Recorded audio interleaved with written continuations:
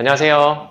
안녕하세요. 네, 식사 맛있게 하셨습니까? 네. 네, 지금 이제 오후 세션을 시작하려고 하고요. 제 소개를 먼저 하면 저는 숭실대학교 기계공학부 민경민이라고 합니다. 만나서 반갑습니다. 예, 오후에는 제가 알기로는 좀 더 기초적인 것들보다는 응용에 가까운 사례들을 가지고 얘기한다고 들었습니다. 그래서 제가 먼저 시작하게 될 부분은 소재 데이터베이스와 인공지능 활용 방안에 대한 내용을 가지고 이제 강의를 시작하려고 합니다. 오전에 이제 김용주 교수님께서 그 가장 큰 일종의 액티베이션 배리어가 이쪽에 들어오기 위한 액티베이션 배리어가 이 하게 될 마음이라고 하셨는데 그게 되게 와닿았던 거가 제가 그 학교를 옮기기 전에 삼성전자 종합기술원에서 이제 5년 동안 근무를 했었는데요. 그때 저는 인공지능을 이제 시작하게 됐습니다. 근데 그때 제가 인공지능을 하게 된 계기 중에 하나가 제가 속했던 옆에 있는 파트에서 인공지능을 하는데 굉장히 각광을 받고 있더라고요. 보고도 굉장히 많이 올라가고 어떤 기술원 자체적으로도 굉장히 각광을 받는 주제로 계속 진행이 되길래 도대체 저게 뭐길래 사람들이 이렇게 좋아하고 인정을 받는 것인가? 나도 한번 인정 좀 받아보자 라고 하면서 약간 그런 오기로 그 공부를 시작하게 됐고 그게 지금 현재 저를 여기까지 오게 만든 것 같습니다. 그래서 아마 여러분도 이번에 3일 동안의 강의를 들으시면서 앞으로 어떻게 본인의 커리어를 설계 나가시고 이쪽에 어떻게 뛰어들까를 고민하게 되실지도 모르겠는데 저도 그 김 교수님께서 말씀하신 것에 100% 동의하는 바입니다. 여러분이 이쪽에 원하신다면 점프해서 들어오시면 누구나 쉽게 초반에는 셋업하는 데는 크게 어려움이 없으실 겁니다. 그래서 그런 차원에서 어떤 것들을 여러분이 결국에는 고민하게 될 것이고 고민하는 그 배경 속에는 인공지능을 결국에 하려면 소재와 관련된 데이터베이스에 대한 이해 또 데이터베이스가 있어야 뭔가를 시작할 수 있겠죠. 그런 측면에서 좀 강의를 드리려고 하고 또 DB가 있다고 해서 그냥 바로 인공지능을 할 수는 없습니다. 우리가 보통 우리가 여러분이 좀 익숙한 엠니스트 DB 같은 것들은 보통 피처라이제이션에 대해서 고민을 안 하시죠. 각 픽셀의 인텐시티에 기반해서 이미지를 바로 처리하는 식으로 결국 이미지가 있으면 바로 CNN이든 일반적인 뉴럴넷이든 바로 넣을 수가 있는데 이런 소재 데이터베이스는 그 중간을 연결시켜주는 내용이 필요합니다. 그래서 그 부분도 오늘 좀 다루도록 하겠습니다. 그래서 전반적인 내용이 되겠고요. 먼저 머신러닝에 대한 간단한 소개, 기술적인 얘기는 안 하고 이게 소재에서 어떤 식으로 활용되어져 가고 있는가에 대한 얘기들, 그 다음에 데이터베이스 관점에서 어떤 데이터베이스들이 현재 지금 존재하고 어떠한 현황을 갖고 있는가. 여러분이 실제 활용을 하시려고 들어가시다 보면 쉽게 검색되는 부분들, 또 각 데이터베이스의 장단점들, 이런 것들을 좀 말씀드리려고 합니다. 잠시만요. 네, 그 다음에 이제 피처 혹은 디스크립터와 관련된 제너레이션을 어떻게 할 것인가에 대한 것을 하고요. 제가 그 몇 가지 코드를 올려놨는데 이쪽 강습회, 그러니까 제가 맡은 세션의 특성상 이거를 실제 저희가 실행하거나 이럴 계획은 아니고 여러분이 좀 리소스로 가져가시면 되고 이것 자체는 제가 외부에서 대부분 가져온 소스가 됩니다. 그래서 제가 코드의 구성이나 어떤 식으로 이게 활용하면 좋으신지에 대해서는 좀 설명을 드릴 예정이니까 그렇게 참고하셔서 나중에 잘 활용하시면 좋지 않을까 싶습니다. 제가 주어진 시간은 1시간 정도인데요. 저희가 오전에 좀 일찍 끝났잖아요. 그래서 대략 한 1시간 10분 정도를 목표로 해서 강의를 한번 진행해 보겠습니다. 그리고 질문이 있으시면은 중간중간 편하게 해주셔도 좋겠습니다. 제 연구실을 아주 간단하게만 좀 소개를 시켜드릴게요.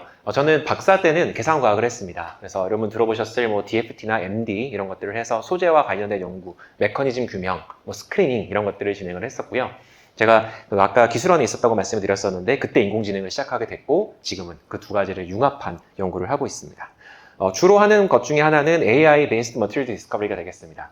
AI가 갖고 있는 아주 빠른 인퍼런스 스피드를 활용해서 기존의 데이터베이스와 그 다음에 저희가 갖고 있는 계산과학적인 능력을 활용해서 새롭게 데이터베이스를 구축을 하고 그 완성된 데이터베이스를 훈련해서 새로운 신소재를 조금 더 빠르게 사실은 조금보다 훨씬 더 빠르게 찾는 거죠.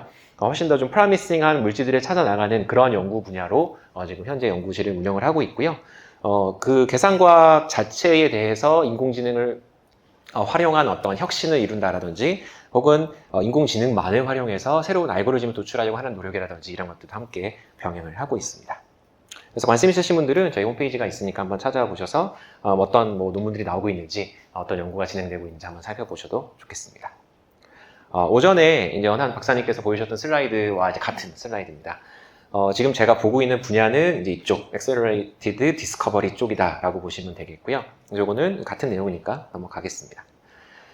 지금 이런 표현들이 많이 있습니다. AI Orchestrated Discovery, AI가 뭔가 지휘하는 그런 발견이 되겠죠. 그러면 AI를 소재 분야에 가지고 와서 내가 뭔가 의미 있는 것들을 발견해 나가기 위해서는 핵심 요소 기술들이 당연히 존재합니다. 근데 오늘 저희가 좀 종점을 둘 부분이 데이터베이스가 되겠죠. 제가 기술원에 있을 때 처음으로 데이터베이스를 가지고 뭔가를 해보겠다. 내가 인공지능을 하고 싶다라고 이제 저희 그룹장님께 말씀을 드렸었을 때 제일 먼저 받았던 질문이 DB가 있느냐라는 질문이었습니다. 당연히 저는 그때 DB가 없었죠. 근데 제가 관심 있었던 분야는 배터리 합성 혹은 배터리 제작 쪽이었거든요. 그래서 그 당시 저희가 같이 협업을 하고 있었던 SDI에 알고 계신 박사님한테 말씀을 드려서 혹시 제가 액세서블한 데이터베이스는 없는가를 여쭤봤고 정말 다행히 정리는 안 돼 있었으나 약간 로데이터 형태로 그냥 엑셀로 막 정리되어져 있는 그런 데이터베이스가 있었습니다. 그래서 저는 그 데이터베이스를 받아서 이제 저 나름대로의 도메인 나레지를 가지고 정리를 시작했고 그걸 기반으로 이제 논문을 했던 거가 2016년 정도 그때가 처음으로 제가 시작했던 그 연구 분야가 되겠는데요. 결국에 데이터베이스가 없으면 아무것도 할 수 없다가 됩니다. 그러면 있는 것을 쓰던지 내가 만들던지 해야 되는데 예전에는 내가 데이터베이스를 그냥 가지고 와서 뭔가를 보여주면 인공지능을 했다라는 것 자체만으로 의미가 있었던 시기가 있었습니다. 한 3, 4년 전까지만 해도 그랬었어요. 그런데 갈수록 중요시 되는 것은 기존에 있는 것과 내가 새롭게 만들어내는 데이터베이스를 융합할 수 있는가. 그리고 내가 데이터베이스를 실제로 생산하거나 혹은 그거를 접근할 수 있는 권한이 있는가. 혹은 그거를 만들어낼 수 있는 그룹과 코업을 할 수 있는가가 점점 더 중요하게 되어지고 있습니다. 그래서 그거와 연관돼서 나오는 거가 아까 이제 두 교수님께서도 말씀해 주셨는데 Autonomous Robotics for Materials가 됩니다. 그러니까 로봇을 이용한 Autonomous Material Discovery 이런 쪽이 계속 각광을 받고 있거든요. 그래서 그 김은주 교수님께서 말씀하셨던 액티브 러닝에 기반을 해서 내가 새로운 것을 제안을 하게 되면 그 제안된 것을 자동으로 만들고 다시 피드백을 받아서 계속적으로 그 루프가 돌아가는 거. 그래서 그런 피드백에 기반한 루프가 돌아가는 것이 데이터 생산, 그 다음에 어떤 새롭게 만들어진 소재들을 잘 만들어내보자 라는 관점에서 진행을 하게 되고요. 데이터베이스 관점에서 보면 내가 어떤 DB를 보는가에 따라 그 성격이 사실은 많이 달라집니다.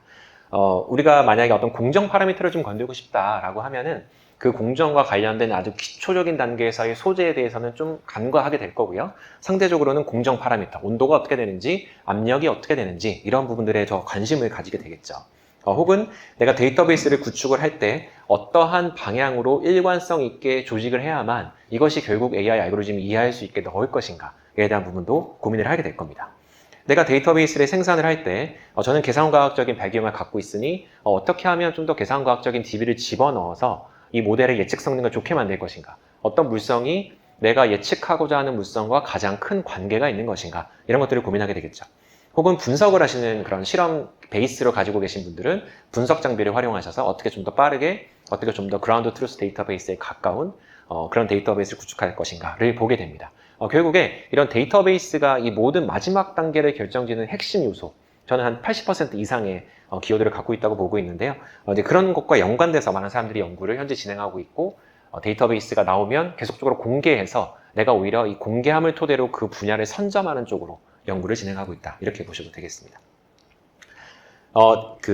AI를 하기 위한 어떤 전반적인 워크플로우는 굉장히 잘 정돈되어 있다. 이렇게 볼 수도 있습니다. 그래서 왼쪽에 보시는 것처럼 내가 뭔가 그 데이터를 제너레이션 했다면 보통의 데이터베이스들은 정제되어 있지 않거든요. 그 중에는 아웃라이어도 섞여 있을 수도 있고 혹은 그 아웃라이어는 아니고 뭔가 참값 같지만 사실은 실험 자체가 아예 잘못되어져 버린 혹은 뭐 아웃라이어처럼 완전 약간 값 자체가 튀는 하지만 튀지만 또 맞는 데이터일 수도 있고 아닐 수도 있고 결국에는 그런 것들을 판단할 수 있는 능력을 가진 사람이 데이터를 프리프로세싱 해주는 것이 굉장히 중요합니다. 그거를 뭐 클리닝 프로세스 혹은 뭐 프리프로세싱이라고 표현을 할 수가 있겠고요. 그럼 내가 데이터베이스가 잘 구성이 됐다라고 하면 이것을 가지고 예측하고자 하는 그 러닝의 형태를 내가 정하겠죠. 뭐 슈퍼바이즈든 언슈퍼바이즈든 혹은 reinforcement 러닝이든지 간에 정하고 난 후에는 그 중에서 가장 옵티마이즈드 된 알고리즘을 하이퍼 파라미터 튜닝을 통해서 도축을 하게 될 겁니다. 그래서 예측을 하게 되면 예측을 하고 그 예측이 맞는가를 검증하는 단계가 필요하겠죠. 그래서 검증을 하게 되면 그 검증된 게 다시 데이터베이스에 공급이 되겠죠. 그래서 그 과정을 계속적으로 루프를 돌다 보면 내 예측 성능은 점점 올라갈 것이고 내가 예측한 물질이 점점 더 좋아질 가능성이 좋아질 겁니다.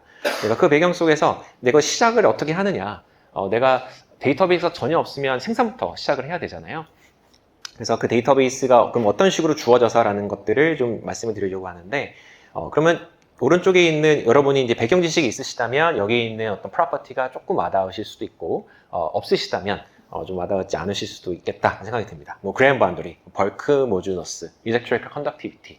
여러분이 얼마나 그 재료공학을 열심히 들으셨다면 관련된 내용을 이해하고 계실 텐데, 그 각각의 물성에 대한 데이터베이스를 구축이 되어져 있다면 이제 예측 모델을 쉽게 한번 만드는 것을 도전을 해볼 수가 있을 겁니다. 그러면 어떤 데이터베이스가 있을까에 대한 부분을 좀 살펴보겠습니다.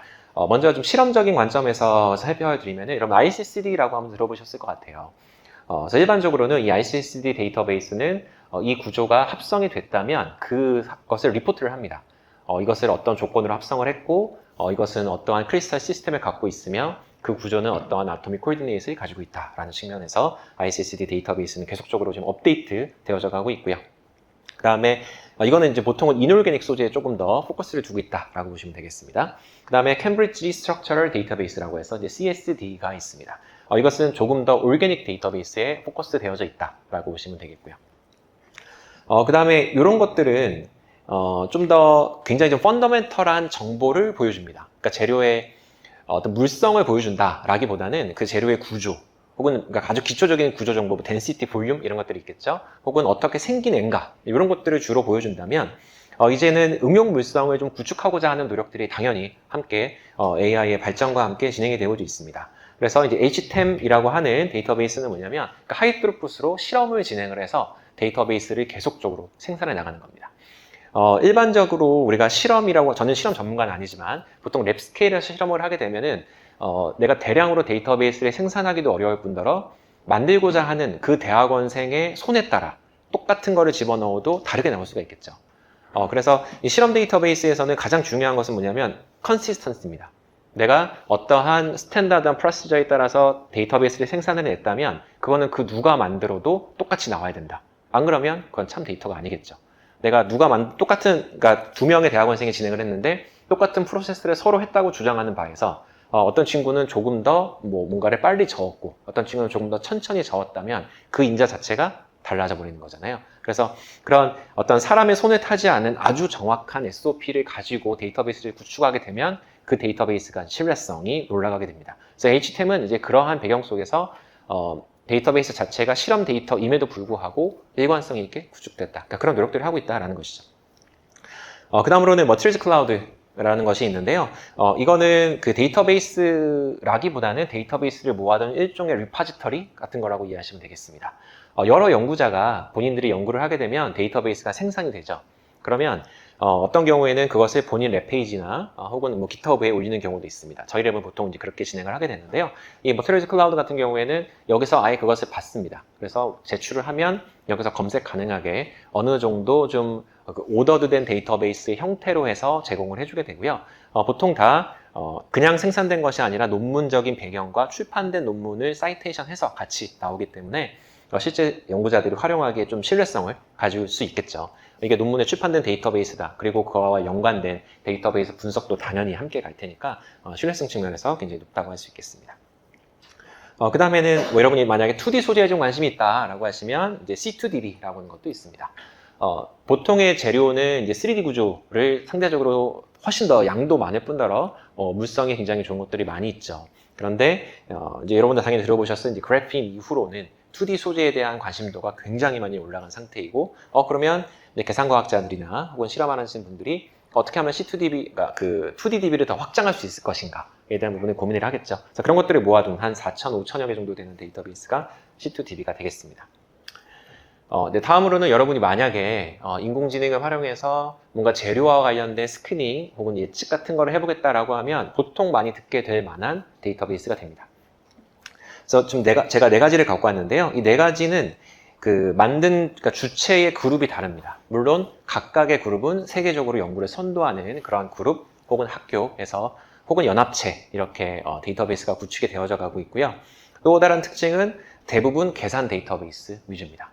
오전에 김은주 교수님께서 이제 DFT라고 하는 계산이 있는데 똑같은 인풋을 넣으면 누가 돌리던 같은 값이 나온다고 했잖아요. 이것은 이제 그런 DFT에 기반한 데이터베이스가 대부분 구성이 되어져 있고 관련된 인풋 역시 제공을 해줍니다. 그러니까 결국 리프로듀시빌리티가 굉장히 높고 컨시스턴시가 굉장히 높은, 그래서 릴라이빌리티가 아주 높은 그런 데이터베이스라고 볼 수가 있겠죠. 다만 데이터베이스별로 조금씩 특징이 있습니다. 단순히 어떤 숫자가 다른 것이 아니라 각 그룹별로 포커스하는 거가 조금 달라요. 그래서 이제 왼쪽 위 같은 경우에는 놀스웨스턴의 크리스 월버튼 그룹에서 나온 건데요. OQMD라고 하는 데이터베이스는 좀 더 양적인 면의 장점과 에너지 계산에 대한 강점을 갖고 있습니다. 그래서 이제 100만 개가 넘는 데이터베이스들이 갖고 있고요. 그다음에 내가 어떤 소재를 여러분이 만들든지 간에 relative stability가 굉장히 중요하거든요. 이 페이즈가 만들어지느냐, 이 페이즈는 고온에서만 만들어지느냐, 아니면 당연히 그냥 분해되어져 버리느냐, 이런 것들은 다 에너지의 상대성에 대해서 결정이 되게 되잖아요. 그래서 그런 것들을 좀 연구자가 빠르게 한번 확인해 볼 수 있는 그런 데이터베이스라고 볼 수 있겠고요. 그 다음에 이제 버클리 시더 그룹이 좀 주도하고 있는 이제 머티리얼즈 프로젝트 같은 경우에는 좀 더 사용 편의성이 사실 훨씬 높습니다. QMD나 머티리얼 프로젝트 나머지 사실 모두 다 API에 기반해서 여러분이 빠르게 데이터베이스를 다운로드 받을 수 있게 되어져 있긴 해요. 그런데 데이터베이스를 실제적으로 활용하고 있는 그룹의 어떤 숫자를 보면 머티리얼 프로젝트가 좀 상대적으로 많은 편이고요. 그 다음에 제공해주는 물성 혹은 GUI 인터페이스 이런 것들이 상대적으로 좀 팬시하게, 그래서 딱 봤을 때 한번 좀 얘를 먼저 써볼까? 이런 생각이 듭니다. 근데 다른 것들도 GUI 환경을 제공은 해주는데 상대적으로 좀 올드해 보이는 느낌이 있습니다. 그러니까 그게 진짜 올드하다는 얘기가 아니라 인터페이스를 얼마나, 우리도 좋은 자료를 보면 좀 더 있어 보이는 그런 것들이 있잖아요. 내용과 상관없이. 그래서 이 머티리얼 프로젝트도 약간 그런 느낌이 있다라는 좀 제 개인적인 의견이지만, 그래서 굉장히 많은 연구자들이 활용이 되고 있고요. 자비스 니스트, 에이플로우 이런 것들도 다 연합체가 유수의 대학들이 연합을 해서 제로의 물성들을 제공해주고 있는데, 당연히 이 안에는 겹치는 물질도 굉장히 많고요. 겹치는 방법론도 굉장히 많습니다. 다만 DFT 그러니까 어떤 구축을 할 때 썼던 그 계산 파라미터를 조금 다른 걸 썼다라든지, 혹은 좀 더 고도화된 고도화된 파라미터를 썼다라든지, 이제 그 정도. 혹은 계산한 물성이 좀 다르다. 이렇게 보셔도 되겠고요. 기본적으로는 API를 제공하고 관련 example들도 쉽게 여러분이 접근할 수 있게 되어져 있습니다. 그래서 여러분이 뭐를 선택하시던지 간에 여러분의 목적에 맞게 활용하시는 데는 전혀 문제가 없을 것이다 라고 말씀드릴 수 있겠습니다. 이 중에 대표적인 것 중에 하나의 머티리얼 프로젝트에 여러분 접속을 하시면 볼 수 있는 이 화면이 됩니다. 그래서 얼마나 많은 데이터베이스가 있는가, 현재 한 15만 4천여 개 정도가 있다고 합니다. 그 다음에 46만 명이 넘어가는 레지스터드 유저가 있다라는 겁니다. 이 단일 DB에서 전 세계적으로 46만 명 이상이 등록을 했다. 사실 엄청난 숫자죠. 그리고 DB는 계속적으로 업데이트가 되고 있습니다. 사실 그게 가장 큰 강점입니다. 앞에서 말씀드렸던 이 모든 데이터베이스들은 계속 성장하고 있어요. 저는 그게 이제 핵심이라고 보고 있습니다. 보통은 많은 연구가 좋은 연구를 발견했다, 공개하고 더 이상 메인터넌스가 좀 안 되는 부분이 있거든요. 그러면 처음에는 되게 좋아 보이고 써야겠다라고 하지만 결국에 막히는 부분이 생기고 뭔가 부족한 부분을 발견하게 되면 더 이상 그거를 내가 이제 계속적으로 가져갈 그런 드라이빙 포스가 확 줄어들게 되죠. 그런데 어떤 세계적인 연구자가 계속적으로 그 그룹에서 데이터베이스를 신경 쓰고 있다는 걸 내가 알고 있다. DB가 계속 업데이트가 되고 그것을 사용 편의성도 높아지게 된다. 당연히 쓰고 싶을 겁니다. 그래서 이런 다양한 인터페이스, 물성에 대한 것들을 바로 검색할 수 있는 거, 검색을 했을 때 어떤 인터페이스로 쭉 봐서 내가 재료를 처음에 뭔가를 만들어 볼 때 어떤 것들이 현재 어베일러블하고 어떤 식으로 재료 데이터베이스가 공개되어져 있는가를 볼 수 있는 굉장히 좋은 데이터베이스다라고 볼 수 있겠습니다. 그래서 오늘 제가 준비한 그 코드 중에 이 머티리얼즈 프로젝트에 어떻게 접속을 해서 그 데이터베이스 내가 필요한 정보를 가져올 수 있는가에 대한 것들 코드가 있으니까요. 그건 나중에 한번 보시면 되겠고요. 그러면 이제 우리나라, 대한민국은 어떻게 하고 있는가? 시작은 조금 느렸습니다. 데이터베이스를 구축해야 된다, 만들어야 된다, 양질의 데이터베이스를 어디든가 모아야 된다, 누구나 공감하는 얘기지만 이제 그것을 계속적으로 하고 있는 주체가 조금 없었습니다. 몇몇 그룹에서는 그것을 시도하고 있긴 했는데 좀 양적인, 질적인 한계가 아무래도 조금 존재를 했는데요. 최근에는 이제 KMDS 사업이라고 해서 많은 연구들이, 그러니까 국가과제의 많은 연구들이 데이터베이스를 생산을 하게 되면 이쪽에 올리는 것을 디폴트로 삼고 있습니다. 혹은 여기 있는 어떤 모듈을 새롭게 심어서 이 플랫폼을 계속적으로 확장해 나가는 것을 목표로 삼고 있고요. 그래서 제 개인적인 판단으로는 KMDS는 아직은 앞서 보여드렸던 데이터베이스 대비 아직은 굉장히 많은 데이터베이스가 있습니다. 그리고 굉장히 좋은 인터페이스를 보여주고는 있으나 어떤 양이나 그 퀄리티 측면에서는 아직은 좀 부족한 것은 사실이다 입니다. 하지만 이렇게 이제 국가가 드라이버에서 계속적으로 업데이트가 되는 것은 너무나 자명한 일이고 이 데이터베이스 역시 계속적으로 성장해 나가겠죠. 그래서 언젠가는 앞에서 말씀드렸던 뭐 트레저 프로젝트나 OKM들이 뛰어넘는 날이 오지 않을까라는 생각을 하고 있습니다. 그리고 이 K&S 데이터베이스의 장점은 뭐냐면은 이쪽의 데이터베이스를 공급하는 주체가 굉장히 다양한 분야, 다학제 융합적인 분야에서 데이터베이스가 공급이 됩니다. 그래서 접근 가능한 어떤 프로퍼티의 종류라든지 구조의 어떤 특성 이런 것들이 다른 것 대비 훨씬 더 다양하다라는 강점이 있고요. 제가 생각하는 단점 중에 하나는 이제 일관성 부분이 사실은 존재하지 않을까라는 생각을 합니다. 앞서 보여드렸던 데이터베이스는 주체가 굉장히 어느 그룹이라고 확실하거든요. 그래서 그 연구자가 이것을 계속적으로 퀄리티 어떤 어슈런스를 하는 거죠.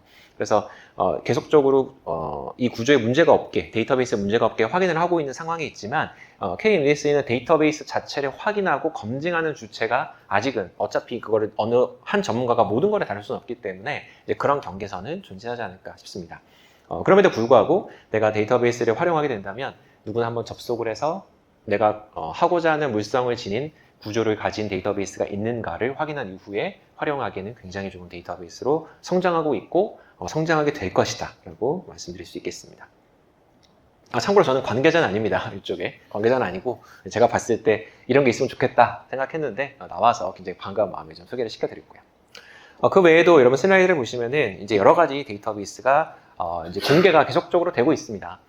앞서서 보여드렸던 메이저한 거 외에도 당연히 우리가 이제 대기업만 보는 건 아니잖아요. 그러니까 굉장히 강한 중소기업, 중견기업에서도 중견이 준하는 그런 데이터베이스에 만약 빗대서 설명을 드리자면 그쪽에서도 데이터베이스가 이렇게 공개가 되고 있다라는 겁니다.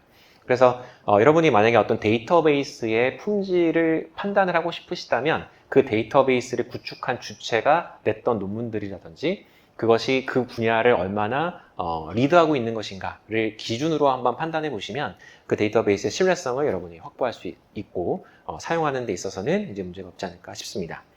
그런데 이제 다만 아쉬운 거는 이런 많은 데이터베이스가 앞서서 보여드렸던 것처럼 좋은 API 환경, GUI 환경을 제공해 주지는 않습니다. 그래서 여러분 아주 약간의 코딩은 하셔야 돼요. 그래서 코딩 그러면 당연히 또 내가 뭔가를 많이 해야 되는 거 아닌가? 이런 생각이 들잖아요. 근데 그런 건 아니고요. 여기서 제공해주는 파일이 대부분 로 데이터가 많습니다. 그래서 뭐 JSON 파일이라든지 XML 파일이라든지 이런 식으로 우리가 익숙한 태뷸레이티드 된 아주 잘 정돈된 데이터베이스처럼 보이는 게 아니라 당연히 잘 정돈되어져 있으나 그냥 봤을 때는 마치 메타데이터처럼 생긴 그런 데이터베이스가 있거든요. 그래서 아주 약간의 DB를 다루는 것을 그냥 뭐 하루 정도 투자하시면 충분히 접근 가능한 그런 데이터베이스가 되겠습니다. 그래서 이런 데이터베이스를 제가 이제 가져온 밑에 논문들을 나중에 한번 열어보시면은 대부분 오픈 액세스니까 쉽게 접근이 가능할 거라고 생각이 들고요. 결국 뭐가 존재하는가를 알아야 내가 시작을 할 수가 있겠죠. 그래서 내가 무슨 연구를 여러분이 하시던지 간에 사실 뭐 선후관계 다를 수 있겠습니다. 내가 데이터베이스를 보고 이 연구 해야겠다 싶을 수도 있고요. 내가 관심 있는 어떤 분야가 있는데 그 분야와 관련된 데이터베이스를 찾다 보니 이런 데이터베이스가 있구나 이렇게 될 수도 있겠습니다. 이제 뭐가 됐던지 간에 일단은 이렇게 요즘 잘 정돈된 리뷰 논문이라든지 데이터베이스가 쉽게 웹에서 액세서블 하기 때문에 꼭 찾아보셨으면 좋겠다라는 부분이 되고요. 그 다음에 이러한 공개된 데이터베이스를 가지고 어떻게 활용할 수 있을 것인가. 여러분 요새는 어차피 오토 머신러닝이 굉장히 활성화되어져 있어서 데이터베이스를 집어넣으면 알아서 모델을 만들어주는 것까지 아주 기초적인 단계에서 내가 어떻게 돌아가는지는 모르고 이게 왜 이런 값이 나오는지 모르지만 일단 한번 모델 만들어 보는 거는 어렵지 않습니다. 그래서 초기에 여러분이 뭔가 접근하기 굉장히 좋아요.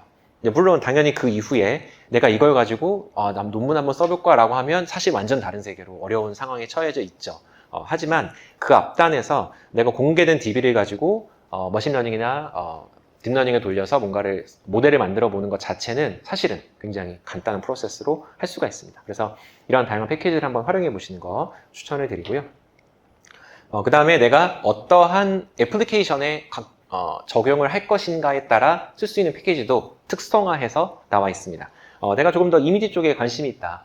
내가 뭐 TEM이나 SEM에서 나오는 이미지를 가지고 내가 뭐 이미지 세그멘테이션을 한다라든지 혹은 아토믹 레졸루션을 좀 높인다라든지 이런 것들을 해보고 싶다라고 하면은 그러면 우리가 생각하는 일반적인 머신러닝 기법으로는 당연히 할 수가 없겠죠. 그래서 딥러닝 이미지 처리에 기반한 것을 내가 해야 될 텐데 당연히 뭔가 공부해야 될 게 많을 것 같잖아요. 당연히 나중에 되면 많겠지만은 초반에는 그런 것과 연관된 뭐 슈퍼 레졸루션에 대한 부분이라든지 뭐 컴퓨터 비전에 기반한 이미지 세그멘테이션 기법에 준하는 패키지들은 사실 널리고 널렸습니다. 성능이 다를 뿐이지. 그리고 연구용, 상업용으로 바로 쓰기에 부족할 뿐이지 뭔가 내가 공부하는 학습용으로는 조금의 부족함도 없습니다. 그래서 그런 것들을 이런 제가 제공해 드리는 이런 리스트들 한번 보시면서 본인 연구 분야에 혹은 관심 분야에 한 번씩 활용해 보시는 게 좋겠습니다. 그럼 제가 데이터베이스 얘기를 좀 많이 했어요. 결국 많다. 그리고 쉽게 접근 가능하다. 계속적으로 업데이트 되고 있다. 라는 부분을 말씀드립니다. 이제 그럼에도 불구하고 데이터베이스를 가지고 내가 의미 있는 결과를 만들어 나가는 데 있어서는 사실은 굉장히 많은 챌린지가 존재합니다. 그런 챌린지 여러 가지 중에서도 제가 오늘 좀 말씀드리고 싶은 거는 피처에 대한 부분을 말씀드리려고 하고요. 보통은 그럼 어떤 챌린지가 있느냐? 내가 당연히 이제 피처의 부분 피처를 만드는 거가 어렵다의 부분도 당연히 있습니다. 그러니까 여기서 말하는 피처는 뭐냐면 여러분이 뭔가 소재가 있다. 이거의 물성을 예측하고 싶다라고 하면 그 소재를 내가 AI 알고리즘을 읽어 드릴 수 있게 벡터라이제이션을 해줘야 됩니다. 그러니까 변환을 해줘야 된다는 얘기가 되겠죠? 그럼 그 변환을 어떻게 해야만 내가 정확하게 예측할 수 있을 것인가? 저는 이제 이걸 가지고 랩 학생들하고 얘기를 할 때 항상 처음에 랩에 오면은 이제 피처의 개념이 사실 익숙하지 않잖아요. 그래서 그걸 예를 드는 것 중에 하나가 학생의 학점을 예를 듭니다. 여러분이 여기 앉아있는 모든 학생들의 정보를 제가 받아서 여러분의 학점을 예측하는 프로그램을 만들고 싶다. 그럼 거기에 여러분의 키, 여러분의 몸무게는 중요하지 않겠죠. 여러분을 모사할 수 있는 피처이긴 하나 관련성은 제로가 되겠죠. 대신에 여러분이 하루에 얼마나 많은 시간을 공부에 투자하고 있는가, 지금까지의 학점이 어땠는가, 여러분이 하루에 얼마나 많은 시간을 뭐 운동을 하는가, 게임을 하는가, 이런 것들이 학점과 연관성이 높든 낮든 어느 정도는 있을 수 있잖아요. 그러니까 결국에 그 약간의 코릴레이션이 있는 것을 내가 도메인에 대한 지식을 가지고 판단하게 되면 그것이 피처라이제이션이 될 수가 있습니다. 그래서 그 연관성 있는 피처를 찾아내는 거, 그게 결국 제로과학자들이 할 수 있는 부분이 되겠고요. 인공지능 전문가면 피처라이제이션 할 수 없습니다. 기존에 있는 것을 만들어낼 수는 있겠으나 내가 더 좋은 물성을 예측하기 위해서 쓸 수 있는 피처에 대한 이해가 상대적으로 훨씬 재료공학자보다 작을 수밖에 없잖아요. 그래서 여러분 재료공학자라면 이런 피처라이제이션에 대한 전문성을 가지고 이런 서로게이트 예측하는 모델들에 대해서 어떻게 잘 만들어 나갈 수 있을 것인가에 대한 부분이 굉장히 중요하겠습니다. 그래서 피처에 대한 부분은 조금 더 뒤에 있다 말씀드리도록 하고요. 또 어떠한 것들이 있을까? 내가 물성을 예측을 했으나 내가 DB를 가지고 와서 새로운 것을 찾아냈으나 왜 이렇게 찾아졌지를 모르는 경우가 있습니다. 그러니까 결국 해석이 안 된다는 부분이겠죠. 그러면 이 소재는 왜 이런 물성이 좋아졌을까? 그럼 좋게 나왔으니까 좋게 나왔지. 그냥 이렇게 넘어갈 수도 있겠지만 왜라는 것에 대답을 할 수 있으면 그 다음 스텝을 정하기가 좋겠죠. 그거 역시 피처라이제이션과 연관이 있다라고 볼 수 있겠습니다. 그래서 인공지능을 여러분이 잘 하기 위해서는 제가 생각하는 것은 이런 4가지 핵심 요소들을 잘 융합할 수 있는 그런 이해도 전문성이 필요하다라고 저는 생각을 하고 있고요. 오늘은 이 데이터베이스와 오른쪽에 있는 피처에 대해서 좀 더 핵심을 두고 얘기하고 있지만 여러분이 그 1일차와 2일차에 알고리즘에 대해서 여러 가지 소개를 받으셨을 겁니다. 그 다음에 오늘 오전에 옵티마이제이션을 다르게 보면 액티브 러닝이라고 볼 수도 있겠습니다. 그래서 어떻게 최적화를 할 것인가. 혹은 1, 2차에 여러분 하이퍼 파라미터 옵티마이제이션에 대해서 좀 들으셨나요? 베이지언에 기반하거나 혹은 뭐 그리드 서치에 기반한 그런 하이퍼 파라미터 옵티마이제이션을 좀 배웠다면 결국에 싱글 오브젝티브든 멀티 오브젝티브든 최적화를 해 나가는 과정이 굉장히 중요하다는 것을 알 수가 있을 겁니다. 그래서 이 4가지 요소 기술에 대해서 정확한 이해만 할 수 있으면 내가 만들어내는 어떤 인공지능적인 생산물에 대해서 충분히 설명할 수 있고 점점 더 고도화해 나가는 데 있어서는 아무런 어려움이 없다라고 이렇게 자신 있게 말씀드릴 수 있겠습니다. 예, 그럼 피처에 대해서 좀 더 자세히 말씀해 드릴게요. 이거는 여러분이 만약에 인공지능을 좀 해보고 무슨 재밌는 모델 없을까? 라고 했을 때 뭐 보스턴이나 캘리포니아 하우징 프라이스 예측하는 이런 거 좀 아마 해보셨을 것 같기도 하고요. 그 다음에 뭐 타이타닉 그 탑승자의 생존율을 예측하는 이제 그런 것들도 있습니다. 그래서 이런 거를 보시면은 다 피처가 있습니다. 그래서 아까 제가 여러분 학점에 대해서 예를 들었던 것처럼 그 타이타닉도 이 뭐 나이가 몇 살이었는가 혹은 얼마나 비싼 티켓을 구입했는가 몇 층에 있는가 이런 거에 따라 다 생존율이 달라지거든요. 그래서 이제 그런 피처라이제이션을 가지고 이해를 하게 되면 결국에 그런 재료적인 도메인이 전혀 아니더라도 피처가 이래서 중요하구나라는 것을 여러분이 직간접적으로 체험해 볼 수가 있다라는 겁니다. 그래서 이걸 한번 보시면은 이 피처 엔지니어링의 중요성에 대해서 좀 이해하실 수 있을 거라는 생각이 들고요. 그럼 재료과학적인 측면에서 피처 엔지니어링을 보시면은 아주 기초적인 단계에서 머신러닝, 뭐 꼭 기초가 아니더라도 뭐 기본이든 응용이든 내가 재료를 가지고 머신러닝을 해서 뭔가를 찾아내려면 이렇게 팩터라이제이션 혹은 다른 말로 하면 뭐 아주 쉬운 말로 하면 엑셀표가 있어야겠죠. 내가 표로 만든 뭔가가 있어야 전체 데이터베이스가 어떻게 되고 각각의 컬럼이 어떻게 되는지에 대한 정보를 가지고 모델을 만들어낼 수가 있습니다. 여러분 엠니스트 데이터베이스를 가지고 뭐 그 MLP가 하는 거 좀 여러분 예제를 보시면은 그림의 인텐시티를 1D 벡터라이제이션 하잖아요. 좀 보시면은 그런 거가 되는데, 그래서 사실 좀 이해가 안 되는 거죠. 그러니까 내가 보는 이미지는 2D 이미지인데 그거를 1D로 플래트닝 해가지고 예측을 하잖아요. 사실 말이 안 되죠. 그래서 그 커넥티비티가 없어지기 때문에 CNN에 기반해서 풀링을 해서 나중에 플래트닝을 하게 되면 성능이 좋아진다. 결국 내가 보는 숫자라는 것은 모든 것이 커넥티비티가 되어 있어서 모양을 가지고 설명을 해줘야 되는데 그 모양을 결국엔 나중에 1D 벡터로 바꿔주게 되죠. 그래서 이제 그런 것들이 다 피처라이제이션이라고 보는데 여기서는 좀 다른 의미로 말씀드렸던 것처럼 내가 만약 소재에 뭐 타이타늄 루타일, 뭐 카본 다이아몬드, 뭐 레드 테르나이드, 락설트 구조 이런 데이터베이스가 있다면 얘네들을 어떻게 표현해 주는 게 맞을 것인가에 대한 것을 사람들이 고민을 하게 됩니다. TiO2니까 TiO2라고 쓸 수는 없잖아요. 그리고 아까 이제 어느 박사님 말씀해 주셨던 원화 인코딩에 기반해서 TI가 있다, O가 있다. 굉장히 훌륭한 접근법이죠. 얘네가 있다, 없다에 따라서 물성이 바뀌어지니까 얘가 있으면 물성이 좋아지는구나, 얘가 없으면 나빠지는구나 이런 식으로 생각해 볼 수도 있잖아요. 그래서 이제 그런 다양한 방법론에 대해서 사람들이 고민을 하는 게 결국에 이런 식의 어떤 물성을 집어넣는 것 혹은 물성을 좀 더 이해하기 편한 형태로 바꿔주는 것에 대해서 진행을 하게 됩니다. 그래서 여기 보시는 것 같은 이러한 컴포지션이 있다면 컴포지션은 뭐가 있다, 뭐가 없다, 뭐가 있다면 얼마나 있다, 얼마나 없다 이런 식의 컴포지션이 되겠죠. 혹은 이러한 일렉트로닉 프로퍼티들 같은 거가 있다면은 이것의 뭐 밴드갭이 어떻게 되는지, 밴드갭이 있다 없다, 얘는 메탈이다, 세미컨덕터다, 인슐레이터다 이런 것들을 확인하게 되고요. 그 다음에 이제 구조적인 정보. 모든 구조는 어차피 아토믹 코디네이트를 만들어낼 수가 있습니다. 내가 XYZ 평면에서 내가 어떻게 생기는가를 위치 정보를 알 수 있게 되는데요. 그럼 그 위치 정보를 집어넣어 줄 수도 있겠죠. 혹은 그 위치와 관련된 것을 그래프로 변환을 해서 넣어줄 수도 있습니다. 그런 것들이 다 피처라이제이션의 한 종류이다 라고 볼 수가 있겠고요. 피처라이제이션을 하게 되면 이렇게 보시는 것처럼 1D 벡터로 만들어줘서 그 1D 벡터가 이 소재를 온전히 예측할 수 있도록 써주는 것이 피처라이제이션의 장점이 되겠습니다. 최근 들어 피처라이저를 만들어낼 수 있는 능력이 굉장히 좀 중요하게 되는데요. 그것은 말씀드린 것과 동일하게 가치감이다. 내가 데이터베이스가 있다고 하더라도 내가 원하고 예측하고자 하는 물성과 직접적으로 연관되어 있는 이러한 피처를 만들어내야 되는데 그거를 그냥 아무렇게나 만들 수는 없기 때문에 재료에 대한 이해를 가지고 만들어야 된다라는 부분이 되겠죠. 그리고 피처라이제이션을 해줄 때도 당연히 다양한 방법론들이 쓰이고 있을 겁니다. 내가 똑같이 TiO2가 주어졌다라고 하더라도 TiO2를 표현할 수 있는 방법은 사실은 수십 가지, 수백 가지가 될 수가 있겠죠. 그래서 그걸 역시 사람들이 고민을 합니다. 당연히 뭐 앞에 서 있는 저만 고민하는 게 아니라 이 모든 연구를 하는 사람들이 왜 예측이 잘 안 될까? 그리고 어떻게 했더니 좋아졌는데 이거 한번 넣어야겠다 이런 고민을 당연히 하겠죠. 그래서 그런 것들을 하게 되면 참 이쪽 커뮤니티의 어떤 철학이 저는 좋은 게 일단 공개하자 철학이 됩니다. 그래서 공개를 해서 내가 쉽게 접근해서 얘네들을 활용할 수 있기 때문에 역시 여러분이 어떤 포뮬라, 케미컬 포뮬라가 주어졌을 때 이에 대한 피처라이제이션을 해보고 싶다면 이렇게 제가 보여드리는 패키지들을 한번 활용해 보셔가지고 얘를 실제 그 벡터라이제이션을 한번 해보면 그 감이 이제 옵니다. 이렇게 표현이 되는구나. 그래서 얘는 뭐 타이타늄 옥사이드구나, 얘는 실리콘 옥사이드구나 이런 생각을 할 수 있게 됩니다. 혹은 분석 정보에서 오는 것.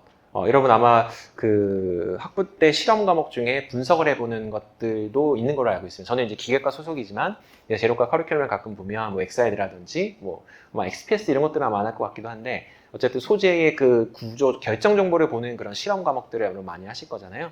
혹은 뭐 임장 시험을 한다라든지 압축 시험을 한다라든지를 해서 재료의 물성을 측정하는 것들 많이 해보실 텐데 그런 것들이 다 어떤 그래프 형태로 나오게 되죠. 그러면 그 나오는 그래프 형태가 최종 예측하고자 하는 물성이 되기도 하나 혹은 그 나왔던 그 스펙트로스코피의 결과가 내가 인풋으로 쓸 수 있는 결과가 될 수도 있겠죠.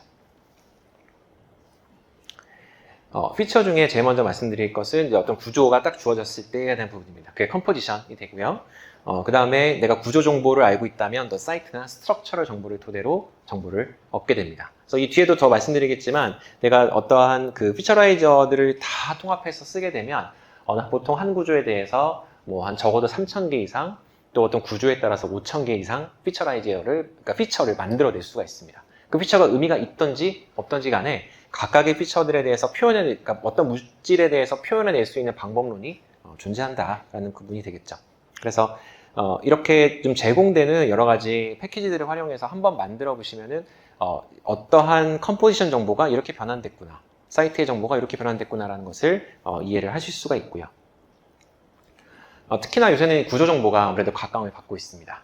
어떠한 그 소재의 XYZ 코디네이트이 주어졌을 때 이렇게 생긴 애가 어떠한 물성을 갖고 있구나라는 것을 내가 그 관계성을 정확하게 훈련을 하게 되면 굳이 뭐 굉장히 좀 어렵게 느껴지는 뭐 피지컬 프로퍼티나 케미컬 프로퍼티에 대한 이해가 없이 구조 정보만 가지고 소재의 물성을 예측을 할 수가 있습니다. 그래서 그런 정보만 가지고 바로 예측하는 것들이 이런 스트럭처럴 인포메이션이 되겠고요. 혹은 요새 이런 그 핑거프린트 방식은 자연화 처리 기법이 점점 발전하면서 원래는 핑거프린트 방식은 자연화 처리랑 연관이 없이 시작이 됐었는데 자연화 처리에서 여러분 뭐 최근에 그 나오는 모델들을 보면은 앞뒤의 관계성을 가지고 뭐 어텐션을 준다라는 표현을 많이 들어보셨을 거예요. 그래서 뭐 나는 이란 말이 나오면은 뭐 어디를 그런 식으로 서로 연관이 있는 단어들이 나열이 되어져 있잖아요. 자연화 처리라는 게. 그래서 이 재료도 사실은 내가 뭔가를 표현해냈을 때 이 표현자가 앞뒤로 서로 연관이 당연히 있을 수가 있겠죠. 그래서 그런 연관성을 가지고 하는 것들까지 사람들이 진행을 하게 되는 것이고요. 그리고 나서는 합치고 싶어 하겠죠. 내가 만드는 피처들이 여러 가지 종류, 컴포지션도 있고, 스트럭처도 있고, 그 다음에 이런 핑거프린트 방식도 있는데, 그럼 얘네들을 일단 단순하게만 합쳐볼까가 이제 하이브리다이제이션이 되겠고요. 그리고 합칠 때 단순히 나열하는 게 좋을까? 아니면은 얘네들 간에 서로 상관관계를 다시 한번 훈련을 해서 새로운 피처를 도출해내는 것이 좋을까? 이런 것들도 고민을 하게 됩니다. 기본적인 철학은 한번 잘 합쳐보자. 그래서 내가 어떠한 재료를 표현해낼 때 얘를 표현할 수 있는 가장 풍부한 방법으로 한번 묘사해보자가 목적이 되겠습니다. 그 다음에 그래프가 요새 중요하다는 말은 여러분 많이 들어보셨을 겁니다. 그래프의 가장 큰 장점은 커넥티비티를 볼 수 있다는 것이겠죠. 근데 모든 이것이 이놀게닉이든 올게닉이든지 간에 모든 아톰 간에 서로 본드가 있다면 커넥티비티가 중요하죠. 어떤 카본이 옥시전과 서로 연관되어 있다. 그 본드가 싱글이다, 더블이다. 결국 모든 것이 커넥티비티에 의해서 모사가 될 수가 있겠습니다. 그래서 그래프 기반도 역시나 구조 정보에 기반해서 나오게 되는데요. 그럼 구조 정보를 내가 피처라이제이션 할 때 그래프를 쓰는 방식이 최근 들어 또 각광을 받고 있습니다. 이제 그럼에도 불구하고 일반적으로는 그 그래프가 성능이 많이 좋다가 일종의 좀 컨센서스인 것 같아요. 그런데 특정 재료 분야나 물성에 대해서는 제 개인적인 경험으로는 다른 어떠한 물성 프로퍼티를 쓰는 게 성능이 훨씬 좋은 경우가 종종 있습니다. 그거는 내가 어떤 재료라고 하는 것의 물성이라고 하는 것은 단순히 어떤 구조 정보만으로는 묘사가 안 되는 경우도 있기 때문입니다. 그래프 자체가 커넥티비티에 기반해서 그 물성을 묘사할 수 있는 능력은 있으나 어떤 물성은 때때로 좀 더 구체적인 정보를 집어넣어 줘야만 물성 정보의 예측이 좋아진다는 점이겠죠. 그래서 이러한 피지코 케미컬한 피처에 기반해서 피처라이제이션을 하는 거, 그 다음에 주어진 구조를 가지고 그래프 기반으로 모델을 만드는 거, 이렇게 하이브리다이제이션을 했을 때 성능이 또 굉장히 올라갈 수 있는 가능성이 있습니다. 그래서 재료 연구자들이 하는 것은 뭐냐면 데이터베이스 굉장히 잘 구성된 레퍼런스가 되는 데이터베이스를 가지고 만들어낼 수 있는 피처를 다 만든 다음에 서로 비교합니다. 성능을. 그래서 이런 피처 임포턴스에 기반해서 얘네들을 넣었더니 성능이 좋아졌더라. 얘네들을 뺐더니 나빠졌더라. 넣었는데 왜 좋아졌는가? 이런 것들이 다 피처 엔지니어링 관점에서 또 내가 만들어낸 표현자가 이런 면에서 성능이 굉장히 우수하다라는 것을 보고를 할 수가 있겠죠. 그래서 만들어내는 피처들마다 내가 대표적인 물성들 하나씩 잡아서 이렇게 한번 비교를 쭉 합니다. 지금 제가 말씀드렸던 것처럼 DB가 잘 공개되어져 있고 그 레퍼런스가 되는 DB는 굉장히 오르가나이즈드 되어져 있는 데이터베이스다 말씀드렸잖아요. 일관성 있게 구축된 데이터베이스이기 때문에 그러면 그 인자는 변하지 않으면서 내가 바꾸는 인자는 이제 피처가 되겠죠.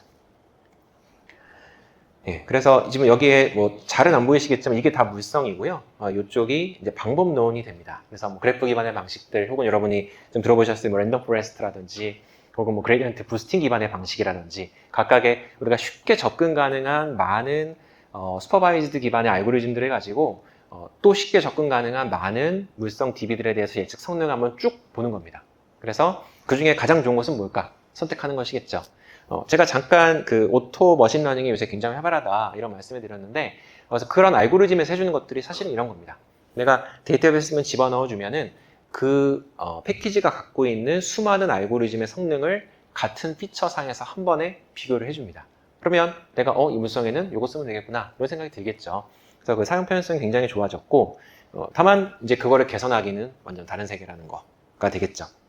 그래도 내가 뭔가를 시작하기 전에 한 번쯤 보기에 굉장히 좋은 부분들이 결국 이제 이런 형태로 구성이 되어져 있습니다.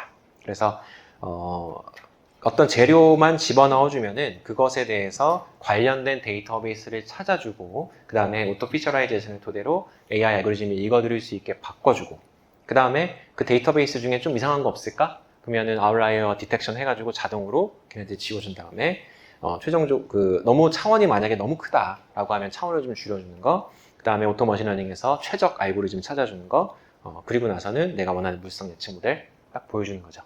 그러면 내가 좀 더 딥하게 들어가기 전에 어떠한 것들 대략적인 성능을 한번 파악해보는 데는 굉장히 큰 도움이 됩니다. 이런 비슷한 형태가 또 이런 모드넷이라고 하는 것, 이거는 그 오토 맵마이너라고 하는 패키지가 되고요. 이제 오른쪽은 모드넷이라고 하는 것이 되겠는데요. 둘 다 철학은 비슷합니다. 그런데 이제 구축하고자 하는 네트워크가 예를 들어 오른쪽에 있는 것들은 좀 뉴럴넷에 조금 더 포커스를 두고 만드는 부분이 되겠고요. 그 다음에 이런 왼쪽에 있는 어떤 패키지는 내가 뉴럴넷보다는 일반적인 머신러닝 모델을 가지고 써주게 되는 거. 그러면 뉴럴넷 왠지 더 좋을 것 같잖아요, 성능이. 하지만 이제 그러지 않다라는 겁니다. 그래서 그 최근에 많이 나오고 있는 소타 모델들은 계속 뭐 어떤 거가 가장 좋다 이렇게 공개는 되어져 지고는 있으나 그 소타 모델들이 재료공학으로 넘어와서 사용하였을 때에는 그게 반드시 소타 모델은 아닌 경우가 많이 있습니다. 그 오전에 이규철 교수님께서 괜히 요새는 사실은 많이 안 쓰인다. 맞는 말입니다. 그게 비슷한 이미지가 계속 생성이 되는 이미지 쪽에서는 그런 단점이 있는데요. 겐을 이용해서 소재의 새로운 케미컬 포뮬러를 만들어내는 부분에 있어서는 훨씬 다양성이 좋은 경우들도 있습니다. 그래서 결국에는 내가 쓰고자 하는 도메인에 어떠한 새로운 알고리즘을 가져왔을 때 그것의 얼마나 유효성을 내가 입증할 수 있느냐가 그 성공을 결정한다 이렇게 보셔도 되겠습니다. 예, 그 다음으로는 이거 얼마나 편하게 쓰고 있느냐 사람들이 이런 것도 있습니다. Materials Atlas라고 하는 건데요.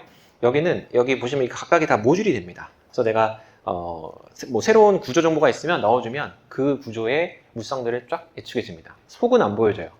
결과만 보여주거든요. 그래도 내가 뭔가 빠르게 뭔가를 찾아보고 관련된 어떤 데이터베이스 형태로 바꿔보는 거, 그 다음에 얘가 좀 괜찮을 수 있을까? 좀 아주 형편없을까? 이런 것들을 한 번쯤은 확인해 볼 수 있는 이런 패키지가 GUI 기반으로 계속적으로 공개가 되어져 있고요. 그리고 저도 이제 이런 것들을 만들기 시작했습니다. 그래서 마티니데이라고 하는 것을 만들어서 결국에 이제 이런 것을 앞에서 보여드린 이런 것들을 쓰다 보면 그 연구자의 사실 궁리에 맞지 않거든요. 그래서 좀 더 자율성을 보장해 주는 것이 굉장히 중요한데 이런 많은 패키지들이 좀 접근성이 상대적으로 그러니까 겉으로 보기엔 굉장히 쉬운데 막상 속을 뜯어 고치려면은 좀 어려운 부분들이 있습니다. 그래서 이제 그런 것들을 극복하고자 저도 이제 오토 머신러닝에 기반해서 제공해 주는 모든 패키지를 한번 만들어 보자라고 해서 이런 패키지를 한번 만든 경험도 있습니다. 제가 시스 코드를 좀 소개하기 전에 이 내용을 한번 좀 가볍게 좀 살펴보고 이쪽 그 톡을 마치려고 하는데요.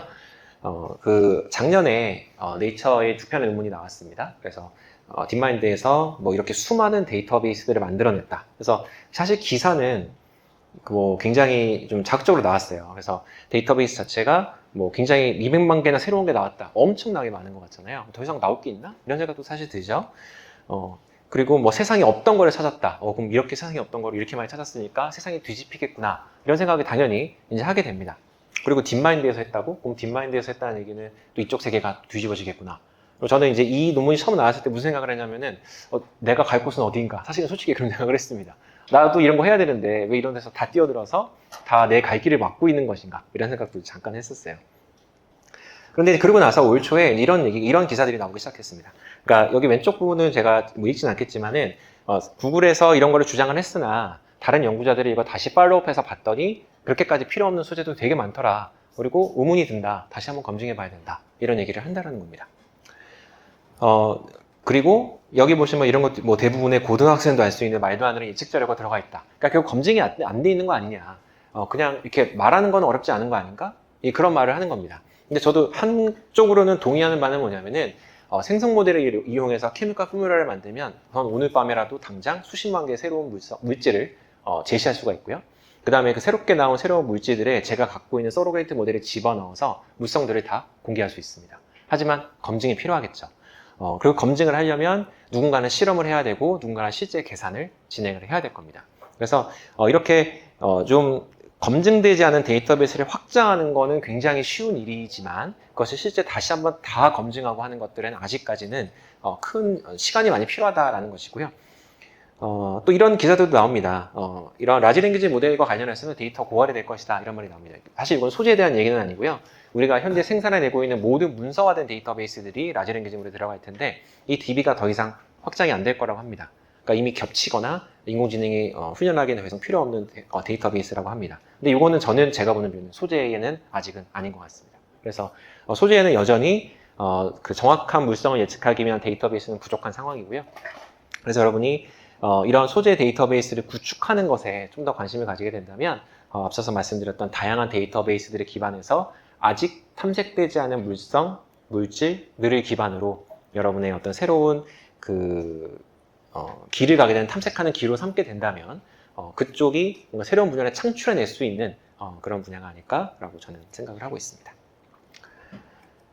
남은 한 10여 분 정도 동안에는 제가 데이터베이스, 그러니까 총 3가지 코드에 대해서 간단히 어떤 결과들이 있는지 여러분 나중에 직접 실행해 보셨을 때 어떤 것들을 보시게 되는지를 위주로 좀 설명을 드리려고 하고요.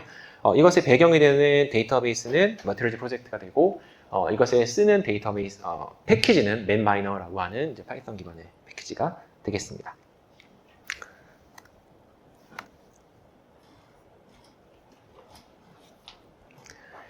첫 번째 코드가 좀 작네요.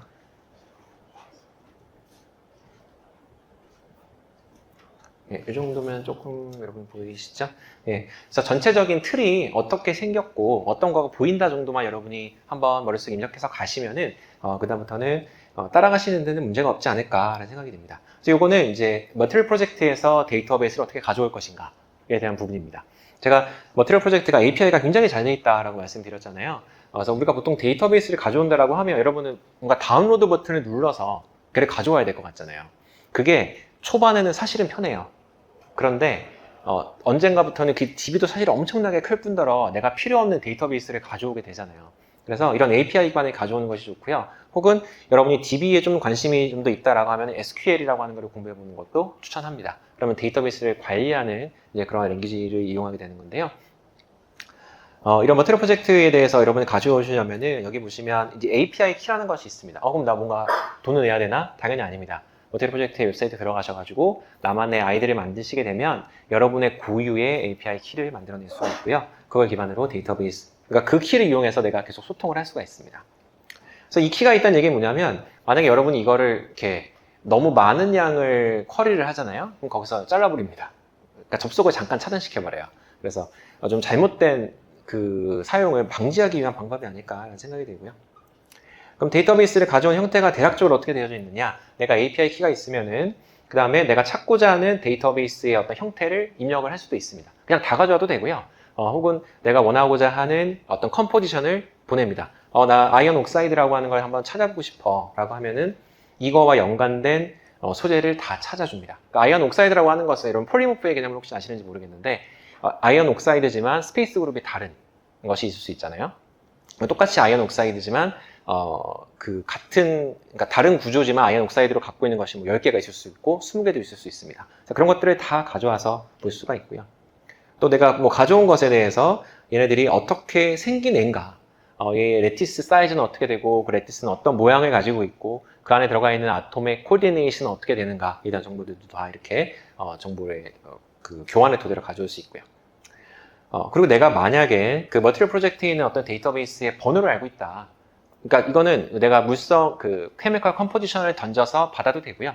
혹은 내가 그냥 바로 넘버를 알고 있다라고 하면 그 넘버를 가지고 와서 그것의 밴드 구조를 바로 이렇게 플라팅을 해볼 수도 있습니다. 물론 이걸 얻기 위해서는 머티리얼 프로젝트에 들어가서 똑같은 과정을 해도 되겠죠. 내가 MP 2만 번 정도 된다라는 거를 그냥 그 웹사이트에 들어가서 입력하면 이게 보입니다. 하지만 내가 뭔가를 포스트 프로세싱 하기 위해서 가져와야 되는 필요가 있는 경우도 있잖아요. 그래서 그때는 이렇게 가져와서 하면 되고요. 그 다음에 내가 어떤 기계적 물성을 좀 가져와 보고 싶다라고 하면은 이렇게 기계적 물성에 대해서 한번 그 많이 가져오면 안 돼? 다 가져와 봐 라고 하면 대략 이 머티리얼 프로젝트에서 13,000여 개 정도에 대해서 일레스 컨스턴트가 계산되어져 있다. 네. 그래서 그 각각의 뭐 시어 모듈러스, 벌크 모듈러스 이런 것들, 포화성수 레이쇼 이런 것들 다 계산된 것들에 대해서 쭉 나열을 해줍니다. 그럼 그거를 내가 이제 그때부터 정리를 쭉 해서 가져올 수가 있겠죠. 혹은 그 외에 어떤 구조를 내가 찾고 싶은데 그 구조와 비슷한 거를 찾아줘 라고 한다라든지, 혹은 이 구조에다가 뭐 약간의 스트레인을 줘서 얘가 어떻게 변하는지를 한번 본다라든지, 이런 것들이 내가 파이썬에 기반해서 그러니까 파이썬 패키지를 가지고 한번 조금씩 바꿔가면서 머티리얼 프로젝트와 실시간으로 계속 통신하면서 관련 DB를 계속적으로 좀 다뤄볼 수가 있습니다. 그래서 굉장히 편하게 되어져 있는 API다 라고 보시면 되겠고요. 그래서 요거가 뭐 이런 뭐 GD2O3라고 하는 구조가 있는데 얘랑 좀 비슷한 거 좀 찾아주면 안 돼? 라고 합니다. 물론 비슷하다라는 것은 아비트러리한 텀이죠. 재료에서 비슷하다고 하는 건 뭘까? 물성이 비슷하다는 걸까? 케미컬 컴포지션이 비슷하다는 걸까? 사실은 애매한 표현이긴 합니다. 근데 여기서는 그 찾아줄 때 그 어떤 구조적인 정보의 유사성을 가지고, 그래서 우리가 스트럭처럴 시밀러리티를 볼 수도 있고요, 뭐 케미컬 시밀러리티를 볼 수도 있는데, 어쨌든 그 시밀러리티에 기반해서 비슷한 걸 한번 쭉 찾아준다라는 겁니다. 그럼 내가 재료에 대한 이해가 있으면 그 시밀러리티가 의미하는 걸 알 수가 있고, 얘와 유사한 또 다른 데이터베이스를 찾아낼 수가 있겠죠. 그래서 이렇게 실시간으로 통신하면서 가져올 수 있는 거가 있고요. 그리고 머티리얼 프로젝트에 대해서 GitHub라고 검색을 여러분 해보시면은 그 관련된 튜토리얼, 뭐 워크샵 이런 거 아주 손쉽게 찾아볼 수가 있습니다. 그래서 제가 가져온 거 외에도 많이 보실 수가 있으시고요.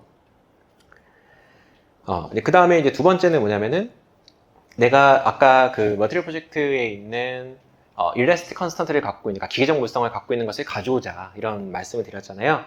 그래서 그렇게 직접적으로 가져와도 되고요. 또 다른 방식 중에 하나는 이 맵마이너라고 하는 그 피처라이제이션 패키지에서 일레스틱 컨스턴트에 대한 DB를 또 자기네들이 자체적으로 또 구축을 해놨습니다. 그러니까 그거는 머티리얼 프로젝트에서 가져와서 그냥 구축을 한 거거든요. 그래서 장점은 잘 정돈된 거를 내가 바로 불러와서 쓸 수 있다. 단점은 머티리얼 프로젝트에 있는 계속적으로 업데이트해야 되는 DB가 맵마이너에서는 상대적으로 느릴 수 있다. 이게 되겠죠. 그럼 내가 그걸 둘 다 알고 있으면, 그러면 맵마이너에서 정리한 데이터베이스 형태를 가지고 머티리얼 프로젝트와 다시 재통신해서 부족한 DB만 추가적으로 가져오면 되겠죠. 그래서 그렇게 활용이 가능한 부분이 있고요. 그럼 데이터베이스를 가져왔다라고 하면 일반적으로 이런 정보들을 다 보여준다라는 겁니다. 그래서 총 뭐 몇 개나 있고, 스페이스 그룹의 분포는 어떻게 돼 있고, 볼륨은 어떻게 돼 있으며, 뭐 시어 모듈러스, 벌크 모듈러스, 파워 성수 레이쇼 이런 것들, 어떤 식의 분포, 개수, 미니멈, 맥시멈 다 통계적인 정보로 한 번에 다 뽑아낼 수 있죠, 당연히.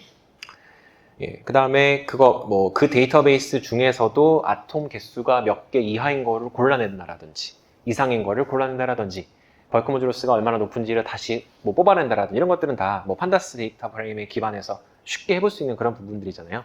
요새는 이제 파이썬을 여러분 기본적으로 다 배우시죠. 그래서 저희 그 숭실대는 1학년 때부터 그거를 다 기본적으로 1학년 1학기 때 배우고 있고, 제가 사실 그거를 담당하고 있는데, 사실 이건 여담이지만 요새 코딩이 너무 쉬워졌죠. 챗GPT 때문에. 그래서 파이썬 과제를 못 내줍니다.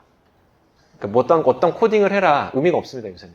그냥 챗GPT에 그거를 그대로 복붙하면 정답보다 더 정답 같은 답이 나오겠지, 당연히. 그래서 파이썬에서 이제 그런 숙제는 내주지는 않는데, 이런 것을 여러분이 뭔가를 하고 싶다, 내가 데이터베이스를 좀 포스트 프로세싱을 하고 싶다, 관련된 거는 굳이 뭔가 바이블적인 책을 보지 않아도 챗GPT의 토대로 이런 코드를 다 이미 만들어낼 수가 있는 거고요. 그 다음에 여기서부터는 좀 도메인 나레지가 들어가죠. 내가 필요 없는 컬럼, 그러니까 요 컬럼이라고 하는 것은 내가 만들어낸 피처가 있는데, 혹은 어떤 물성이 있는데, 얘네들이 내가 갖고 있는 재료공학적인 지식으로 봤을 때는 지워버려야 되겠다 라는 생각이 들게 되면 당연히 지울 수밖에 없게 됩니다. 그래서 지워버리고 뭐 필요한 정보만 남게 되고, 그 다음에 이 영주 모듈러스, 그러니까 역류 여러분 아시잖아요. 그래서 역류 같은 경우에 당연히 스트레스 스트레인 커브 상태에서 리니어한 부분만 뽑아내서 뽑아도 되지만, 우리가 리니어 일레스티시티에 기반한 정보를 보게 되면은 이렇게 벌크와 시어 모듈러스의 어떤 합으로 우리가 이 값을 구할 수가 있습니다. 그래서 이거를 구할 때 내가 K랑 G 값을 알고 있으면 이 값을 뽑아낼 수 있잖아요. 그러면 앞서서 보여준 데이터베이스에는 비록 이 값은 없었으나 그냥 그거 바로 변환해서 테이블화하는 거 어렵지 않겠죠. 그래서 이렇게 데이터베이스를 만들어내는 부분이 되고요. 그러면 이제 지금까지 봤던 것들은 내가 기존에 잘 구축된 머티리얼 프로젝트라고 하는 것을 내 API 키를 가지고 통신을 해서 내가 원하는 정보만 쏙 가져왔죠. 혹은 그 가져올 때 이미 그거를 가져와서 정리해 놓은 맵마이너라고 하는 것을 이용해서 데이터베이스를 다시 한번 뭐 재가공 한번 해보는 거, 이런 것까지 한번 예제를 봤고요. 그 다음에는 이제 한번 예측 한번 해보는 겁니다. 그래서 내가 가져온 아까 이 일레스틱 텐서라고 하는 게 맵마이너에서 이미 자기네들이 잘 정돈해 놓은 머티리얼 프로젝트 관련 DB가 되겠고요. 그럼 여기서 이제 보통 하는 것들이 순서대로 되게 잘 되어져 있습니다. 여러분 DB가 딱 주어지면 처음에 뭐 하겠어요? 일단 보겠죠. 그래서 여기서 봅니다. 그래서 얘가 어떻게 생긴 애지? 그래서 한번 봅니다. 그래서 어떠한 컬럼을 갖고 있고 어떤 DB인지 아까 봤던 거랑 같은 형태입니다. 그래서 보고 난 다음에 필요 없는 컬럼들을 이제 지워나가는 거. 그러니까 필요 없다라고 하는 것은 자의적인 판단이지만 누구나 인정하는 필요 없다고 하는 것을 위주로 지워버리면 되겠죠. 내가 재료 물성을 예측하는데 그 재료가 갖고 있는 고유 아이디가 당연히 필요가 없잖아요. 얘가 100번째 있는 데이터, 어떤 우리가 뭐 데이터 정리를 할 때 뭐 어센딩을 하든 디센딩을 하든 이렇게 솔팅된 게 아니면 당연히 번호는 아무 의미가 없습니다. 그래서 그런 걸 이제 지워나간다는 의미입니다. 그 다음에는 이 데이터베이스 분포를 한번 보는 거 아까 봤던 거랑 동일한 거고요. 그 다음이 이제 피처라이제이션입니다. 내가 위에 보시면은 여기 이렇게 포뮬라가 되게 많잖아요. 그럼 이 다양한 포뮬라를 피처라이제이션을 해서 이제 머신러닝에 집어 넣어야 되는데 이 과정을 맵마이너가 이제 해줍니다. 그래서 그것도 내가 정할 수는 있어요. 어떤 피처라이저를 쓸 건가. 여기서는 이제 컴포지션 베이스드 피처를 가지고 쓰게 되고요. 그래서 컴포지션 베이스를 가지고 그 피처라이제이션을 해주면 내가 자동으로 모든 과정을 잘 처리를 해주고요. 나 좀 더 넣어주고 싶어. 컴포지션 베이스드 피처 한 10개가 있는데 지금 5개 추가했는데 한번 5개 더 만들어 볼래? 그냥 계속 만들어 보는 겁니다. 그 만드는 거 지금은 만드는 것이 필요하냐? 필요하지 않느냐에 대한 판단을 하는 것이 아니라 일단 가용 가능한 모든 거 만들어 보자. 이런 철학으로 만들어 볼 수도 있겠죠. 그래서 만들게 되면 컴포지션 끝났고 나 구조 정보도 한번 넣어볼래. 맵마이너 이용해서 구조 정보도 넣어볼 수가 있습니다.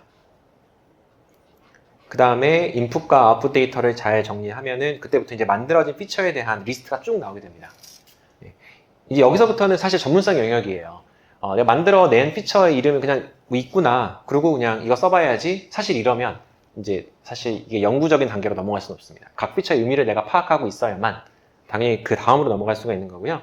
이거는 여러분이 잘할 수밖에 없는 겁니다. 재료공학을 이해하고 있기 때문이고요.